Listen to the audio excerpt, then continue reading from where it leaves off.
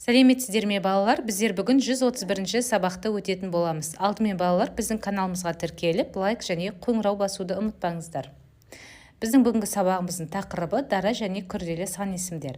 Бүгінгі сабақта мәтін мазмұны бойынша сұрақ қоямыз және жауап береміз. Сонымен қатар хабарландыру жазамыз. 44-ші жаттығу, мәтінді түсініп оқы. Алматы облысы Есік қаласынан табылған алтын адам бейнесі дүние жүзін таң қалдырды.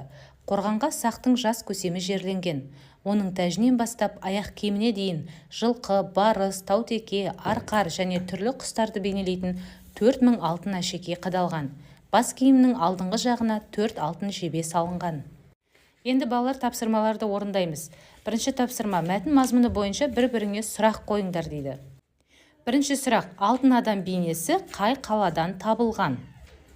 Екінші сұрақ, қорғанға кім жерленген?